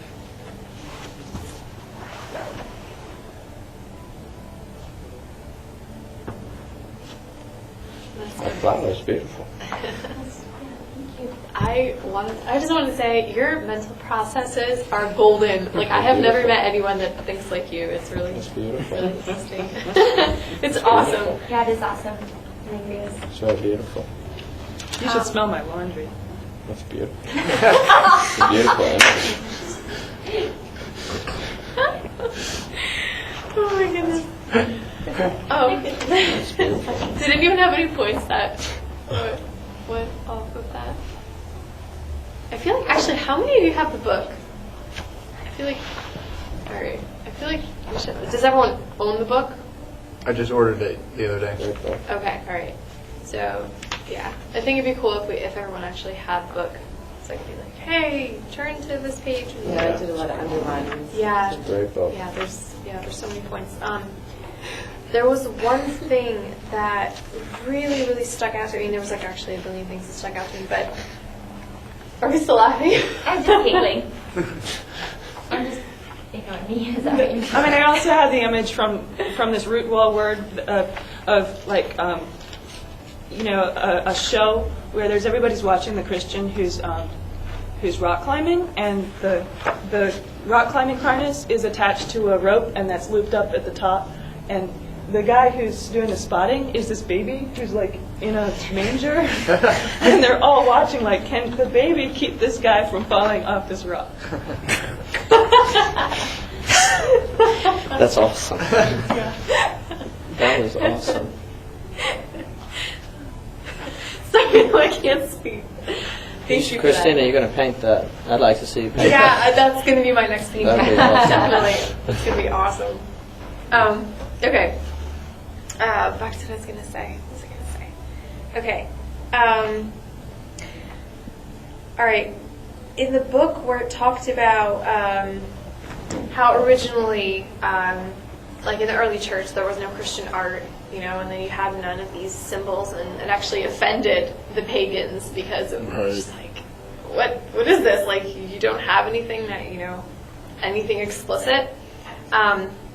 It's interesting to me that the moment this Christian art appeared, and this is the art form that really impacted what we think of as Christian art, it appeared the moment the church wanted to please others. Mm-hmm.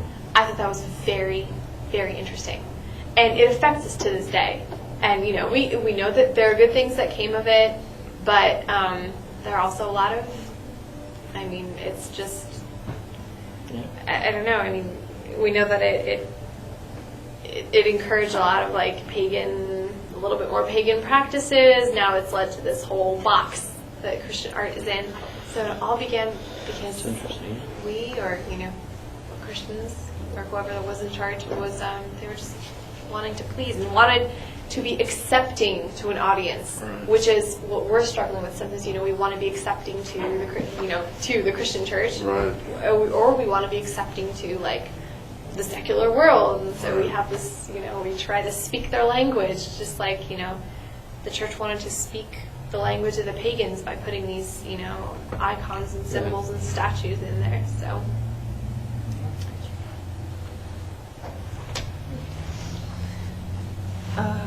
In the chapter, there was a lot about the history of what kinds of art was being produced as a result of who was financially supporting artists to produce art. So when the church was the main source of invitation for artists to produce art, which is basically the way that happens is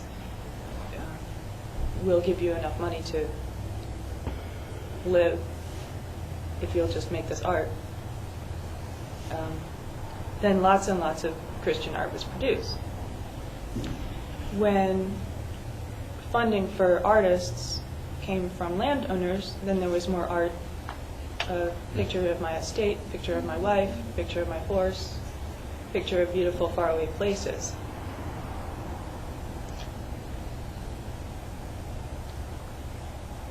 So that question of who's funding it, or who's allowing the artist opportunity to produce something, and to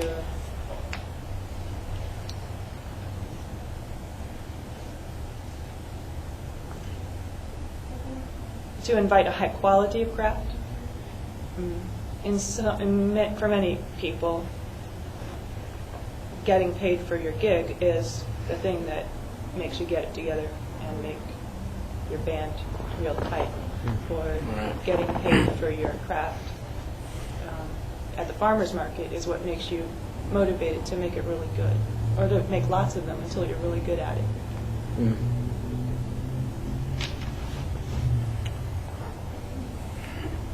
Yeah, kind of taking it back to subtlety and linking that with identity. I remember I brought up, in, I think one of the earlier classes, my friend who did the acting thing out in California, and how the coach would see a person acting and say, oh, that thing you're doing that's because your dad didn't love you, so how your art and your life start to reflect one another and infect one another. So one on explicitness, like Christina's talking about pleasing the world. Some people could be very explicit in the way they do their craft is because they know it will be readily accepted by the Christian community. They know that that is a surefire way that they will get to play on stage. And not necessarily because they want to just play on stage for like attention, but they just know that they won't have to like go against any opposition. Like, got all the buzzwords, got the seemingly correct theology, great. They're going to accept this. Picture of Jesus, who's going to reject that? Nobody. It's Jesus. So sometimes it could be related, like Daniel was saying, sometimes the motive can be unseen, but it appears like you're doing something. And then, you know, on the other side of that, I was thinking on the other side. So that's the explicit side, and how it relates to your identity. But you can, yeah, I mean, I guess in terms of acting, like you can be, like your craft can also be affected by your identity in that if you think, wow, if I get on stage and say, if I frame this poem in this way with these words, like you can do too much or too little depending on how you feel about your identity. Mm-hmm. If you're like, oh man, people, like you're saying, shortest attention span, I got to get on stage and get off. So you don't really spend time like crafting the poem and putting a lot of energy into it because you're like, oh man, this poem's like 5 minutes. People are not going to pay attention 5 minutes. Let me make it like you're tailoring yourself to the culture. But you could also be doing the opposite where you're like, because I mean, I know I've been guilty of doing this with music sometimes where I'm like, I got to get every instrument like in this song possible, because if there's a lot of instruments, then it's going to be interesting. People are going to be like, oh man, there's so many instruments. And then you listen to it and you're like, oh, it's not really coming together per se how it should come together. So the craft itself is being kind of shaped by who I think I am. So I think it's really important to, you know, see the explicitness and the subtlety, how it's played out through identity. Because you, like I said, because we talk a lot about humility and false humility, and people are just like, you know, this song is really about God. You know, I didn't really want to put me in it, anything. And so there's no personal perspective. It's just, you know, generic language, generic imagery, generic everything, because people are presenting themselves as if it's this humble thing when really they're just afraid. They're afraid that, like, I have something to say, but I don't think it's going to be accepted. And so they use that as a way to get out of putting their personal touch into it. So that's one thing. So the next thing I wanted to bring up was, okay, going back to craft, our overall discussion, I was thinking today about, you know, you got movies, music, sculpture, poetry. I mean, you can get into cooking, architecture, just all these different types of ways of creating beautiful things. And I was thinking about how that related to the whole body of Christ idea, in that, well, you know, a movie is not going to say everything. because then the song is going to have to say it, and then a poem is going to have to say what the song couldn't say, and then a sculpture is going to have to say what the movie, the song, and the poem couldn't say, and then the dancer is going to say it. So there's this thing again about each person doing their own part to form the whole picture. So the fact that I create a song and I have that fear of like, oh, what if somebody takes it the wrong way? Well, if you're doing your part on the art, then that person's hopefully coming down the street and is in the gallery and is like, oh, I get it, I see the connection. And if you're doing your part, then when they go see the dancer, they're like, oh, I get it. So if we're all just concentrating on being ourselves and doing our parts, then every other thing will fall into place where I don't have to worry about, ooh, it's only a 2-hour movie, you can't put the gospel in 2 hours. It's like, that's fine, because somebody painted something over here and somebody did a song over here. I have to worry about So you can look at it on that level, and then I think it was the second level I was thinking of. Well, I guess just thinking about the limitation of each individual craft and how that speaks to how you're just playing a part. So it can alleviate some of the fear of leaving out certain things. Like, you don't have to cram this gospel message into a poem. You know, you can't anyway. You know, that's the thing. It's like it's an infinite message, so don't try. Number two, that'll free you up to be like, well, great. That means there'll be more poems to come. Like, I'll never have to worry about running out of things to create because there will always be something to say. And then I think just again realizing that other people are covering the bases. Oh yeah, I think the second level I was thinking about was, you know, even taking, okay, if you think about the first level, it's just artists in their different crafts. And then how I said about, for instance, evangelism, because everybody is not per se an artist. So if everybody is covering their bases on their craft on this level, and that one whole picture is created, and then you have the like evangelistic humanitarian going out into the world kind of level, then those two then start to play with one another. So then you realize, okay, I'm doing my art part, and these people are like translating that and implementing it into real life. They saw the painting, and then they went to the homeless shelter, and they saw the painting, and the homeless shelter were doing the same thing. And so just thinking about that in terms of part to whole and body of Christ. Yeah. To your point, if you remember as a writer, your book is not the only book on the shelf. You don't worry about that, too. Another big problem is people ask you questions as if you're the only writer or artist in the world. Right. Second, to Rachel's point, it's unlikely that a church funds an artist and lets the artist not be explicit. You know, that's what can be a problem, that the funder would allow that. Third, to what Cristina said, a lot of the modern church's effort to be relevant is making the same mistake as the pagan culture, where it doesn't mean to, but it does. And I think we're seeing the bad fruit of that. Fourth, it's interesting because what is explicit is relative to your eyes. Everything's relative. You know, everything is explicit to God. Nothing's hidden, right? So what you considered explicit, or what another person will be relative to what is obvious to them, which gets into their eyes. This is why, you know, a literary critic could read something that we all think is very discreet and go, that's very obvious. That's not subtle enough. So I think that's important too, to sort of recognize that there are different degrees of explicit and explicit things relative to eyes. And two, lastly, what's interesting is that context tends to be the main orientator of one's eyes. If I am in this building, which is Christian, and I see that art over there, which not much of it is explicitly Christian, because of the context, I'm able to inform my eyes to see it in that context. And that goes to the beginning. We could look at Christina's picture of the tomb from the inside. If that was in a different one, say, oh, that's about being depressed and the endless mountain rage of depression and the dry land, and now there's freedom up ahead. You would never associate it with Jesus, Jesus' tomb. So I think, too, on the question of what constitutes explicit art, also gets into the context that the art is in and what's the proper context to put art. So that, because, if you're a Christian who makes non-explicit Christian art, but you put it in an explicitly Christian place, then you can run the risk of turning some people off. That's not to say you shouldn't host it there, but I think that's important to remember. Michelle, you had your hand up. There you go. And I threw the bear.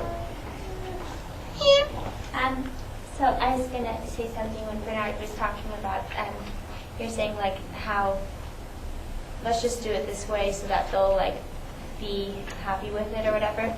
Or also this is kind of like, well, we got to get it done, so we'll just kind of do a crappy job and you know it's fine. Like it'll be a skit or it'll be whatever. But like, you know, I think that we do want to be doing our best to be like we want to pursue excellence, you know, in what we do, and just a little 5 minutes here and there, you know, especially if you're in a.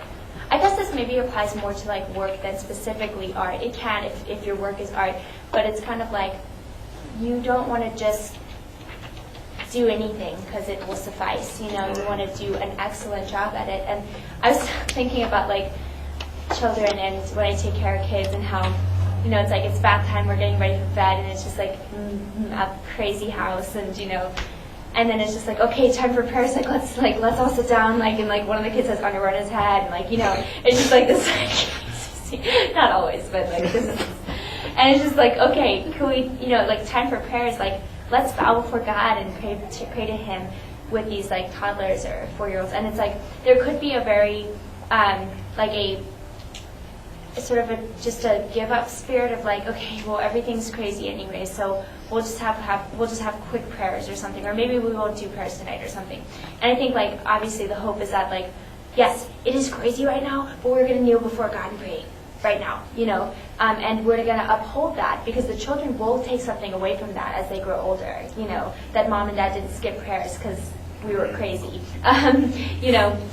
So I don't know why that thought. It just made me think about like how we view what we're doing and like how it matters to us is going to matter to other people, you know, because I think like I was talking to you guys the other day, like when I see somebody doing something because they believe it matters, that inspires me. That increases my faith, honestly, you know, because I'm like, wow, they're doing something that nobody told them to do, but that like they're doing it because they believe it matters, and they're doing it, you know, with all of their effort, you know. Right. So that was one thing, and then about like you can't pack the gospel into a poem, but I think it's interesting because like yes, that's true because it's so expansive, and yet I think when you have like having God's Spirit, which is such a gift, it's going to exude from all that you do, you know, like even if you talk about pineapples, somehow that's also part of sharing the story of God, you know, and about His creation. So those are just like. Yeah, you made me. I'm glad you said that because it made me think of. I think this was from this movie. There was some movie that I used to watch on HBO. I think it was an HBO original family series called like Beethoven Lives in the Attic or in the Stairs or something. And it was just this, I don't know, like TV movie of the week kind of thing about Beethoven, and he moved upstairs, and this kid was downstairs with the family. And they housed this great genius, but he was so mean, you know, and he would go up and try to talk to Mr. Beethoven. He's like, get out of here, kid, and I'm trying to conduct these genius symphonies.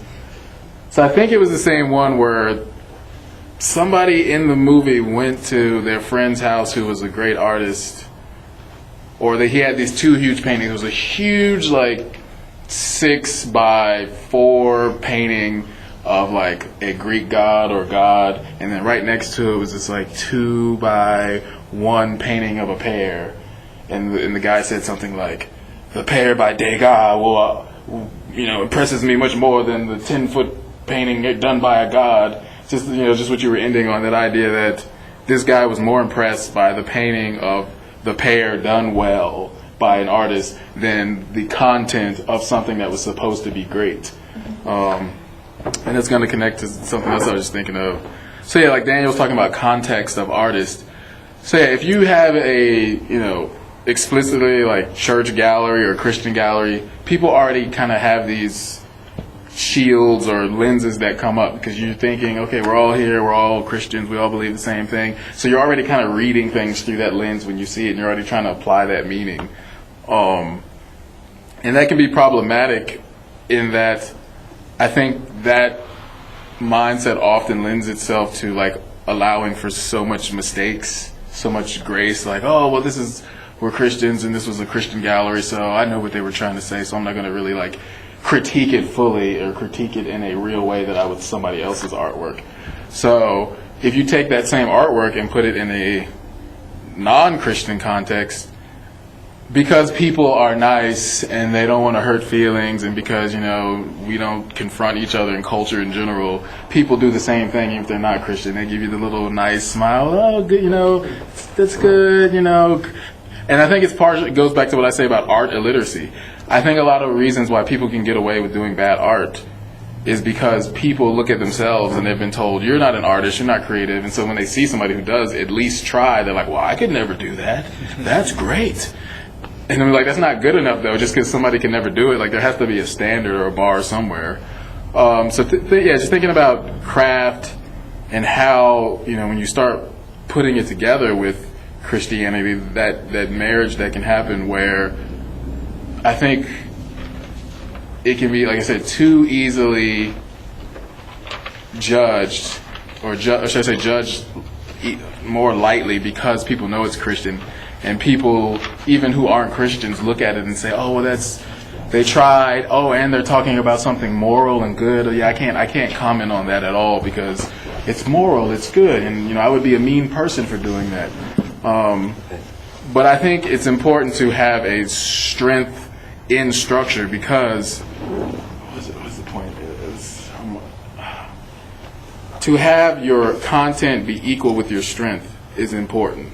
Because when people look at other art out in the world, they don't give you this grace because you go to work with them per se. You know, they see if you invite a coworker to come watch your band, yeah, like I said, because of we're all afraid to talk to one another. We'll be like, oh yeah, man, your band was great, but really with your other coworker, man, the band sucked. If he asks you to go, you know, you're whispering around the office, don't go to the band, it was horrible. You'll find an excuse next time not to go. But yeah, I think the problem mainly is that, like we've talked about, Christianity and craft have somehow been, you know, this has been done. It's like you're going to have one up or one down. Either it's going to be good content, but bad, you know, work. Yeah, it's one or the other. There's one more thing I was thinking about. I was thinking about the craft of it. It is. Oh, I think, you know, aside from thinking about art and its relationship to Christianity, I think just as humans, I developed this thing in my own writing where I was like, you kind of have the empathetic part of you, and then you have the more judgmental part of you. So you come to view something at an art gallery, and there's the kind of childlikeness that wants to acknowledge the effort that the person has put into it. Like, you don't want to crush them. It's just like, yeah, man, they tried. They did something. You know, way to go. You know, it's more than most people do. So I think we all have that. But then we have the other part of us that is very critical. And not critical in the negative sort of way, but critical in the way like, I want to see that part be better. Like, I'm looking at that, and that's good, but that's not good. And if that was better, then the whole thing would be better. Mm-hmm. But I think too often, especially in the Christian context, the more empathetic child acceptance parts takes over, where that just, oh, you tried, great. You know, where it's like, there has to be a strong balance between the two. And I see it as like this mother-father, you know, duo where the mom's like, that's great, honey, you did a really good job. And then the dad's like, yes, son, that is great. And you need to practice more, and you need to make that better. And if you have both of those working together, it's fine, because you're not just getting clobbered on one side, but on the other side, you're not just being told this is great. It's like the two meeting in the middle where you feel like encouraged, but, you know, kind of challenged, pushed at the same time.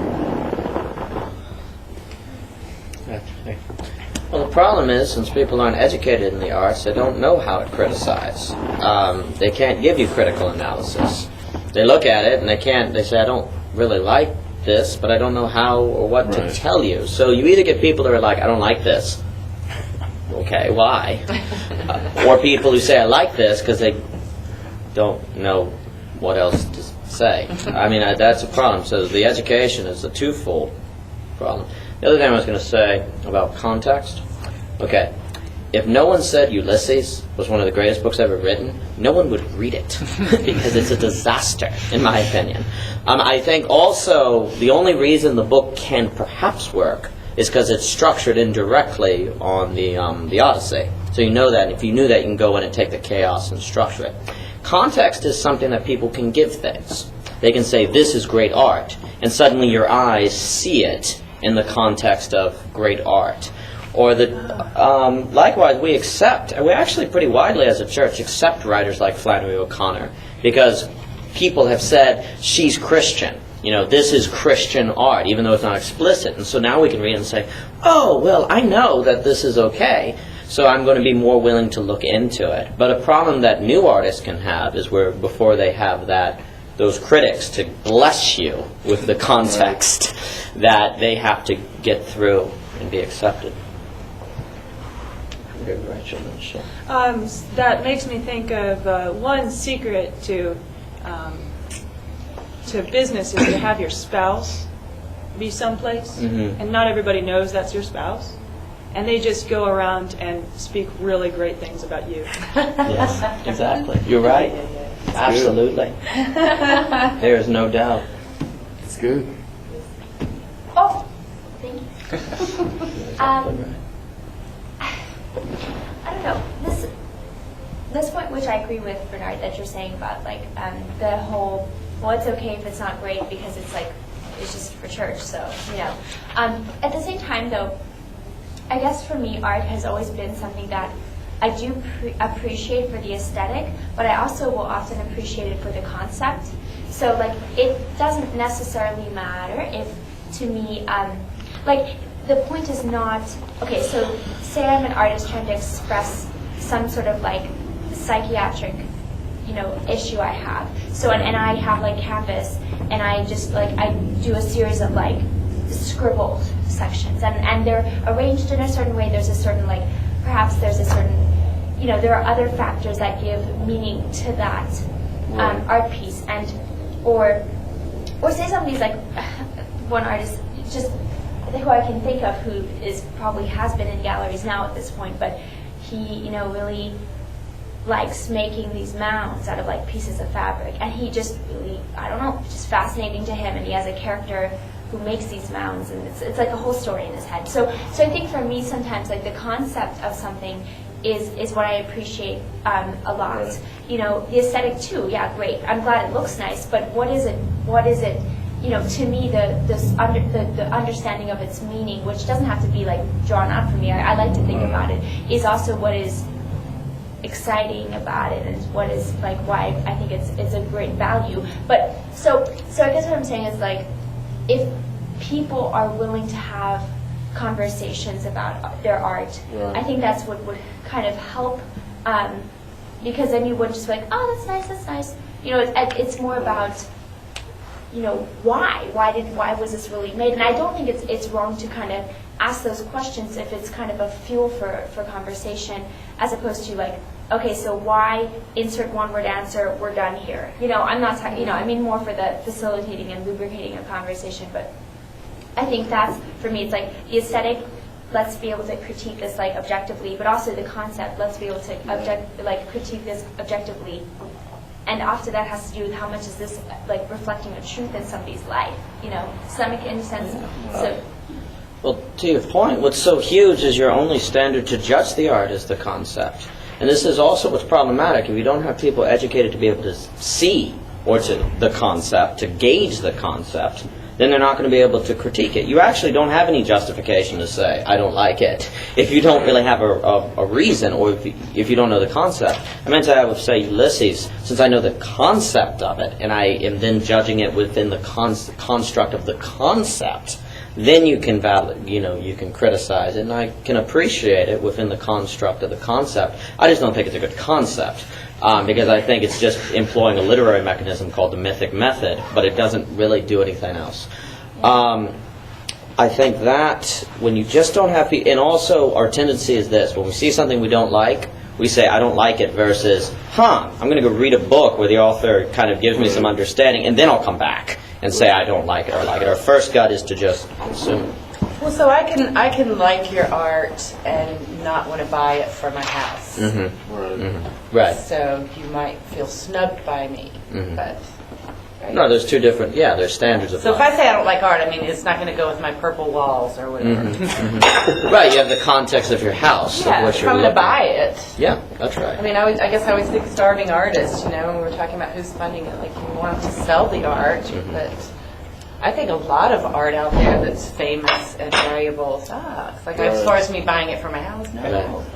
Well, so it's like 3 points. Well, so what Celia's saying, one, I think that's where you have to bring the objective and the subjective together, because we live in a world now where you're either, you're taught that there is no objective truth.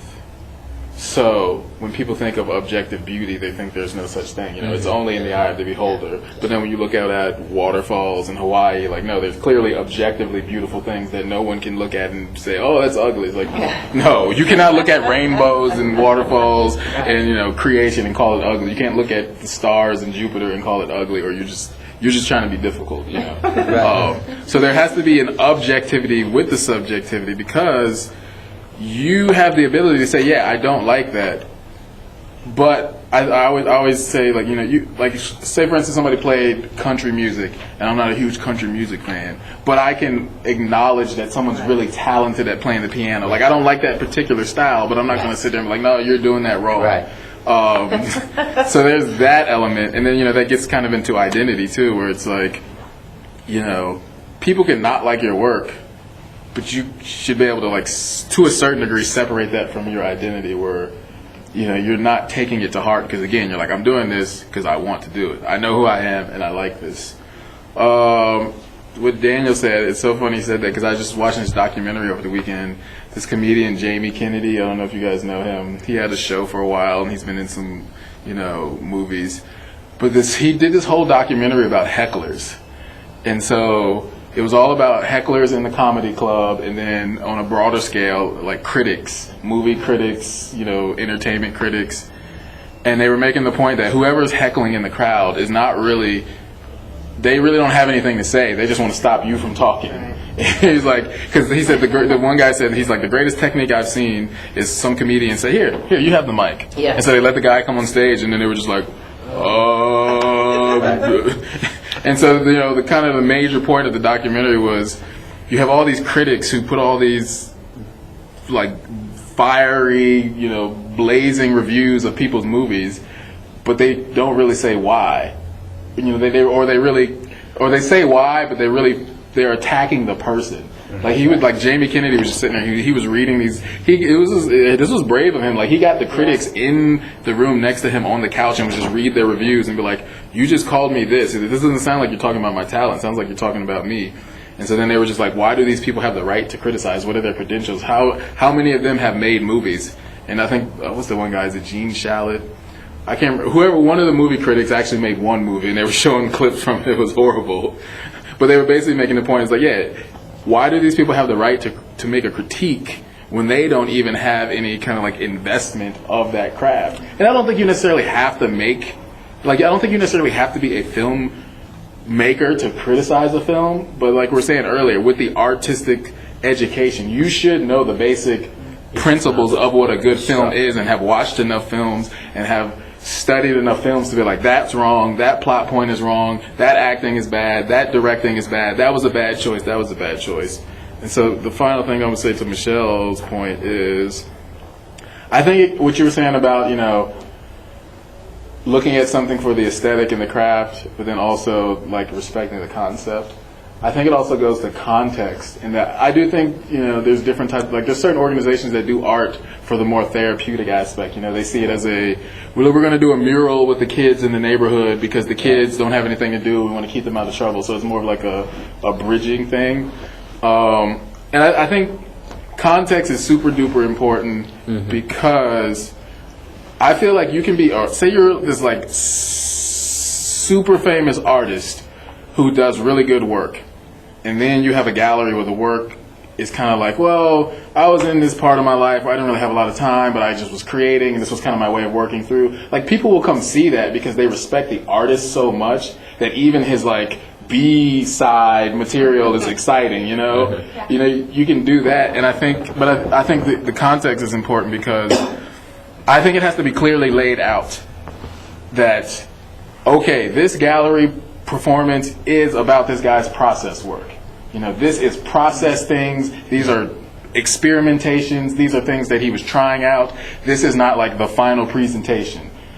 And so, you know, when you compare that to somebody who's like, we're going to have this final gallery opening, there's going to be wine and cheese and a, you know, string quartet, and, you know, they're expecting the final product to be like, you know, like a Cristina painting on the wall where you go around and it's been thought out, and you have you know, meaning behind the things that you did, and it wasn't just kind of I was feeling weird at the moment. And I think that's important too, especially, I was thinking about this not too long ago. I was like, you know, when would it be okay for somebody who's a Christian, who's not at their most excellent point yet, to be in front of people?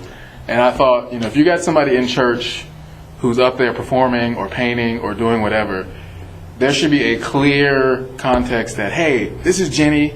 She feels like God wants her to be a painter. She's never painted before. She's taking classes, so she's getting education. We're encouraging her, and we're giving her criticism. And like every time she gets on stage, it should be like presented. This is a person in progress. Like this is a work in progress. And like I think the information should precede what is happening, so people know. And that way, there's no confusion, and it can't be mixed with thinking like this was the final work. So. Okay, yeah, just a quick comment.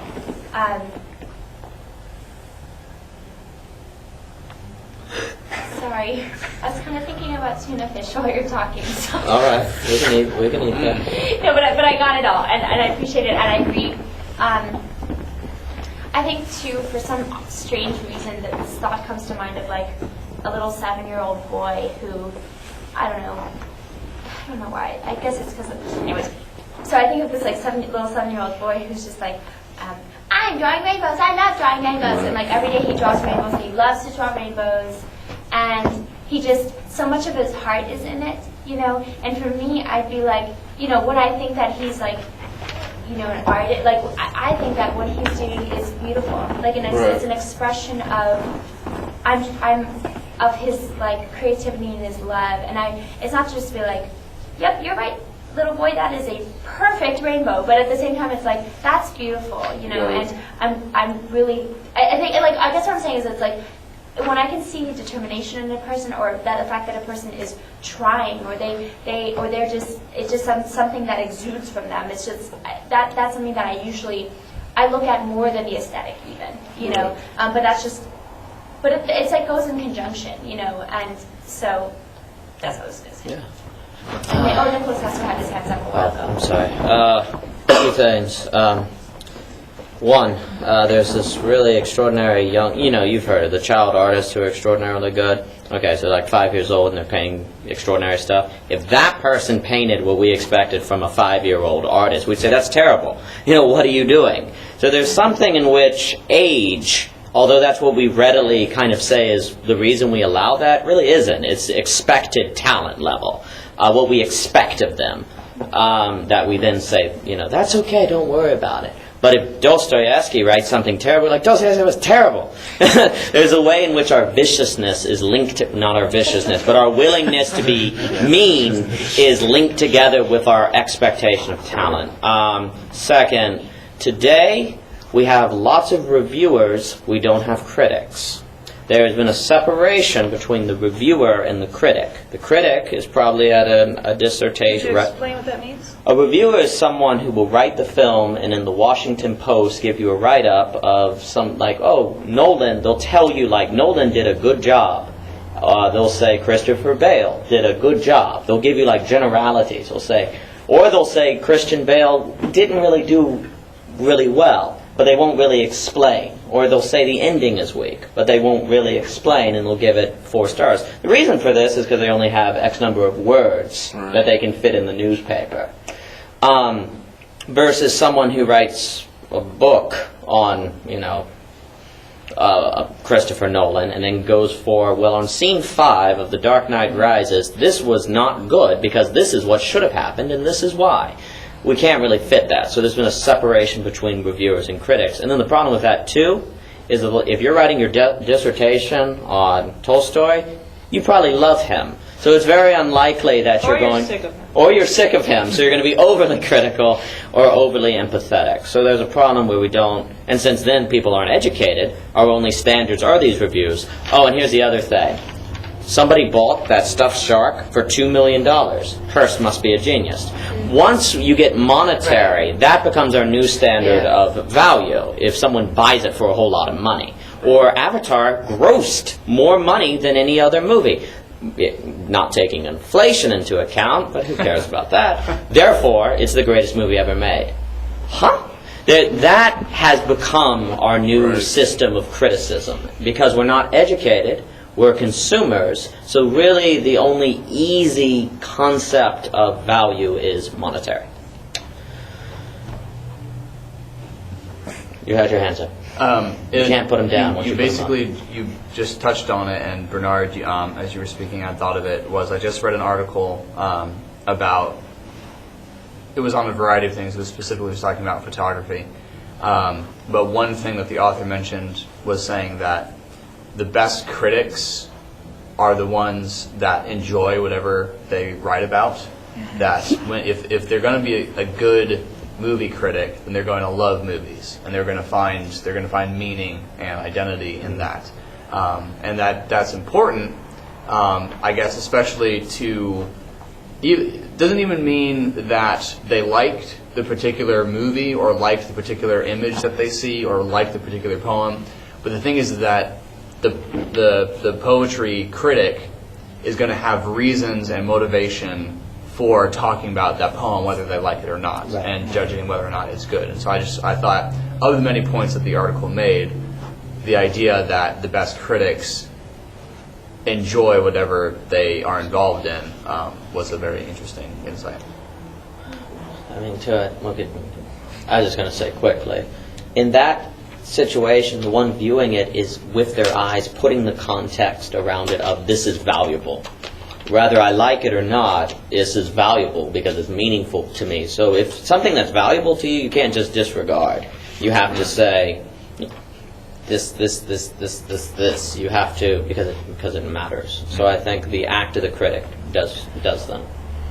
I think one of the points you were making about the shortage of words, or the amount of words that a critic can write. It just goes back to something we were talking about earlier with the wanting this now. Because if somebody's reviewing a film and they really want you to know what happened, it's really impossible to get their objective. It's really impossible to get an objective view and a subjective view done well, because the person is basically telling you, go see this film because I liked it. Right. That's why I never liked film reviews. I was like, okay, you don't like this movie, so I'm not supposed to go see it. That doesn't even make sense to me. So it's more about like the economy and entertainment, and people just want to be dictated what to do. It's like I read this article when I was back at home, and it literally was giving people what songs they should download, because the article talked about how people write songs nowadays not even for the song but to get to the chorus, because that chorus may get used in like a TV commercial or some TV show, and so it's not even about writing the song, it's about getting a really catchy hook. And so then at the end of the article it was like, you should like this song, go download this song. And I was like, why are you telling me which songs to download? Why can't you just say, hey, this is a new band, you may like this song, but check out the whole album, And so what Michelle was saying about the kid and enjoying the creative and determination. Hey, Buzz. Yeah, to me, that's what I call like the lowercase artists and the capital A artists. I feel like the lowercase A artists are all human beings. Everybody wants to do something creative to a certain degree, even if it's just like organizing your desk at work, the way you dress. Everybody has some expression of creativity to the smallest, minimum. And those are the people who fill up YouTube. They just get on Saturday and they're like, okay, let's make a video, and they do something dumb, and they don't really care what happens to it, but they wanted to do it. But yeah, then to me the integrity comes in, like when you're saying I'm a capital A artist, like I want to be featured in this gallery, I want to be reviewed in this book, I want to be on this TV show. That's when like quality and craft and hard work and effort and determination and late nights have to come into play. Because it's no longer just about you tried. You're now saying, I want to be a part of something with other people who are working as equal. It's all about merit. And I think, related to that, so like for you, like that's important for you to see the effort. And I think that goes back to the body of Christ thing, where it's like we need people like you coming alongside, like saying, hey, keep working, good job. And then people like me who are like, that needs to go. That needs to go. That needs to be fixed. That needs to be reworked. But if you're hitting them first, they get that like, oh man, wow, people really appreciate me. And then they hear me come in, there is, the blow is not as hard. Even though it shouldn't be a blow, it's because I'm like, I care too, just in a different way, because I want you to be better. And I think the last thing I wanted to talk about was critics, artists. What were we talking about? What was the other stuff you said at the end? Review of film. Valuable review of film, we said. Oh, okay. I was watching CBS, and they had this, like you're saying, prodigy, like 5-year-old kid, and he was just doing this amazing art. And like his dad wasn't really a painter. His mom, for some reason, he just had this mega talent. And it was more of the abstract, kind of like spatter art. So it wasn't like he was doing, traditional paintings. And the thing that annoyed me was they brought this guy, the kid, I think they didn't bring the kid on. They brought like some art expert, and they were interviewing him, and they were saying, so, this kid's 5 years old, like what's going to happen when he grows up? Is his art still going to be worth as much? Or, if he keeps creating, will the value go up in his art? And the guy said, it really depends on what the market wants, There's really no way to determine it. Right. And they kept asking him the same question, and that's the same answer. It's all about the market, what the market wants. I just wanted to punch him in the face because I was like, you're not giving an answer, and your answer is basically what people want to see determines the value of what this kid's art is worth. So yeah, just taking the whole money and how art and money kind of get... Well, you couldn't just say, I don't know. Right. Two things. First, people don't know the right questions to ask. Right. We think, you hear it say that all questions are good. There's no such thing as a bad question. That's false. There are such things as bad questions. And when I'm asking the artist what the monetary value is going to be, that's a bad question. There's too many variables. No one can know that. Right. So it's an unanswerable questions are bad questions. Now, the question of God is unanswerable because it's a mystery. It's unanswerable because it's a mystery, not because the variables can't be calculated. Just as you're calculating, there will always be more to calculate. So, one, people don't know the right questions to ask. Two, on a almost melancholy note, I think there is a very big threat to culture in today that the capital A artist cannot help but be associated with the lowercase a artist, no matter where they go for X number of years. Consequently, the modern artist, capital A, has a psychological burden that I don't think ages before had to deal with. And I'm not too sure how many people are going to be able to survive or take that. And that actually gets into where perhaps only those with Christ could handle that psychological weight, and why perhaps it is the Christians who make art who will end up being the only artists who make art.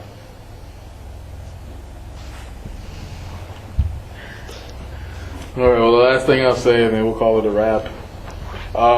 Back to the critic idea.